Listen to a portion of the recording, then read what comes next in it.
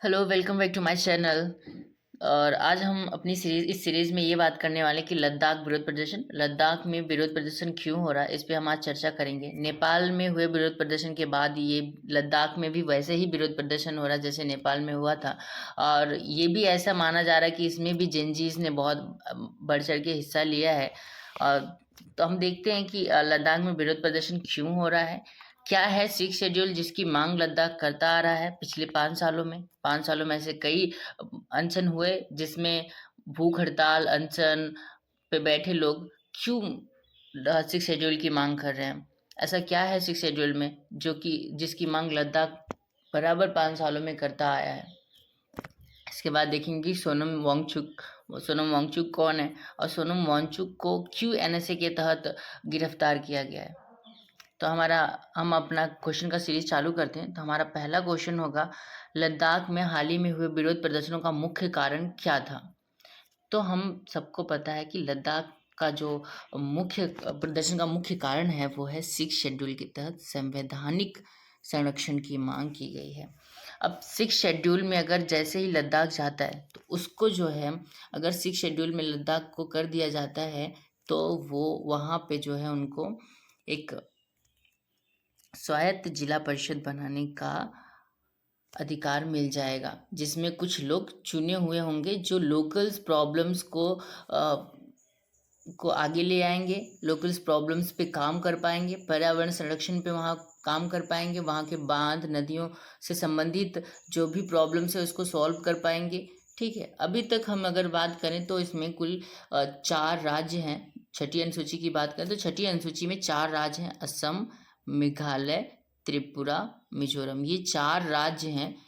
ये जो 4 राज्य हैं, असम, मेघालय, त्रिपुरा और मिजोरम, ये 4 राज्य हैं जिनको छठी अनुसूची के तहत दर्जा दी गई है। ऐसे ही मांग लद्दाख भी कर रहा है कि हमें भी अनुसूचित राज्य या अनुसूचित जनजाति क्षेत्रों के रूप में दर्जा दिया जाना चाहिए।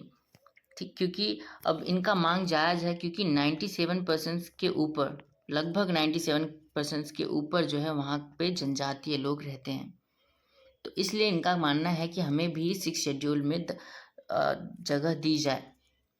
ओके, नेक्स्ट क्वेश्चन है हमारा, नेक्स्ट क्वेश्चन है कि लद्दाख को केंद्र शासित प्रदेश का दर्जा कब दिया गया था। तो लद्दाख को केंद्र शासित का दर्जा 2019 में दिया गया था। ओके, हमारा नेक्स्ट क्वेश्चन क्या होगा, लद्दाख विरोध प्रदर्शनों का नेतृत्व मुख्य रूप से कौन कर रहे हैं। तो इसमें हम ऑप्शन है ले एपेक्स बॉडी और Kargil democratic alliance, national conference, Bharatiya Janata party, आम आदमी पार्टी। तो इसका सही आंसर होगा Leh apex body and Kargil democratic alliance. ये 2 पार्टियां हैं जो इस विरोध प्रदर्शन का मुख्य रूप से आगे या फिर नेतृत्व कर रही हैं। ठीक, हमारा नेक्स्ट क्वेश्चन होगा, लद्दाख विरोध प्रदर्शन में लोगों की प्रमुख मांगों में से कौन सी शामिल है। तो जैसे हमने अभी भी बात की कि वो सिक्स शेड्यूल को शामिल करना चाहते हैं ताकि वो जनजातीय अधिकारों की सुरक्षा कर पाए। तो ये है कि सिक्स शेड्यूल में शामिल करना और जनजातीय अधिकारों की सुरक्षा, ये मांग है लद्दाख विरोध प्रदर्शनकारियों का। ओके, नेक्स्ट क्वेश्चन होगा हमारा, लद्दाख केंद्र शासित प्रदेश बनने से पहले किस राज्य का हिस्सा था। तो ये था, ऑप्शन आपके पास है पंजाब, हिमाचल प्रदेश, जम्मू कश्मीर और उत्तराखंड। तो ये आपका था जम्मू कश्मीर का हिस्सा, जम्मू कश्मीर का हिस्सा था। जम्मू कश्मीर से अलग होने के बाद लद्दाख एक केंद्र शासित प्रदेश बना। ठीक, तब से ये मांग उठती आ रही है कि हमें या तो एक पूर्ण राज्य का दर्जा दीजिए या फिर हमें सिक्स शेड्यूल में रखिए। ठीक, नेक्स्ट क्वेश्चन है हमारा, 2025 में लद्दाख में बड़े पैमाने पर विरोध प्रदर्शन का केंद्र कहाँ रहा। तो बड़े पैमाने पर जो विरोध प्रदर्शन का केंद्र रहा है वो था हमारा लेह शहर। ठीक है, लद्दाख आंदोलन का बड़ा केंद्र लेह शहर बना जहाँ हजारों लोग प्रदर्शन में शामिल हुए। हमारा नेक्स्ट क्वेश्चन है, लद्दाख आंदोलन की नेता और पर्यावरणविद कौन है जिन्होंने भूख हड़ताल की। तो हमारा ऑप्शन होगा ऑप्शन सी, सोनम वांगचुक। सोनम वांगचुक जो कि कई सालों से भूख हड़ताल कर रहे हैं, 2020 के से ही 2025 तक इसके बीच कई भूख हड़ताल हुए, कई अनशन हुए और सरकार अभी भी उनकी मांगों को स्वीकार नहीं कर रही है। सोनम वांगचुक जो कि जिनसे इंस्पायर होके थ्री इडियट जैसी मूवी बनती है, आमिर खान जिनका रोल निभाया था आमिर खान ने, वो सोनम वांगचुक ही हैं। और वो उन्होंने लेह के लिए, हमारे सैनिकों के लिए बहुत अच्छे काम किए हैं। और अब इन पे जो है एनएसए लगाया गया है, एनएसए के तहत इन्हें गिरफ्तार किया गया है। आप लोग कमेंट करके बताएंगे मुझे एनएसए क्या होता है और जिसके तहत सोनम वांगचुक को गिरफ्तार किया गया है। ओके, हमारा नेक्स्ट क्वेश्चन होगा, लद्दाख की जनसंख्या में अधिकांश लोग किस समुदाय से जुड़े हैं?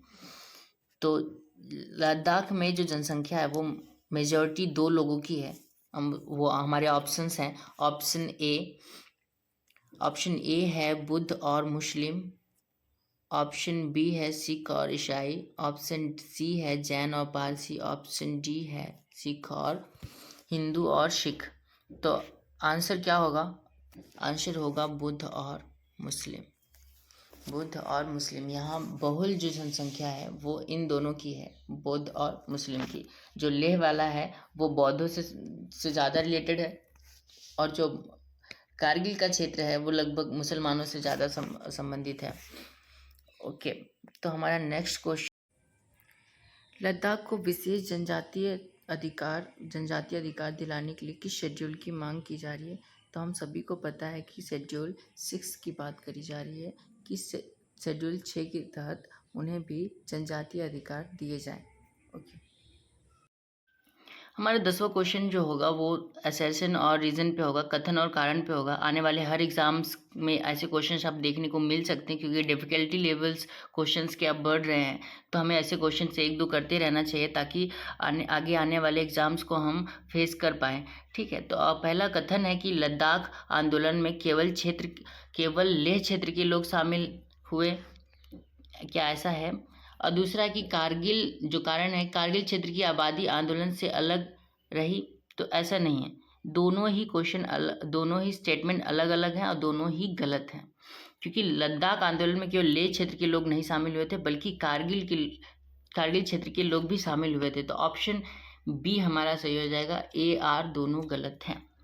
थैंक यू, और अब हम नेक्स्ट वीडियोज़ में मिलते हैं। आप इसी तरीके से जुड़े रहें और ताकि हम बहुत सारे करंट अफेयर्स से रिलेटेड जो भी क्वेश्चंस हैं आने वाले एग्ज़ाम्स में हम अच्छे से कर पाएँ, क्योंकि करंट अफेयर्स की भूमिका बहुत ज़्यादा होती है सभी एग्ज़ाम्स में, चाहे वो एसएससी के हों, चाहे वो रेलवेज का हो, चाहे वो यूपीपीएससी का हो, चाहे यूपी ट्रिपल के क्वेश्चन पेपर्स की बात करें, सब में जो है करंट अफेयर की बहुत बड़ी भूमिका होती है। ऐसे में हमें कंटिन्यू करंट अफेयर्स करते रहना चाहिए। मैं आपके लिए ऐसे वीडियोस बनाते रहूँगा, 10 क्वेश्चन जो बहुत इंपॉर्टेंट्स होंगे किसी भी मुद्दे को लेकर। ठीक है, इसको देखने में सिर्फ 5 से 6 मिनट लगेंगे आपको और 5-6 मिनट आप कैसे भी खाना खा रहे हैं या फिर ऐसे करके या सोने जा रहे हैं तब वीडियोस देख सकते हैं आप, ताकि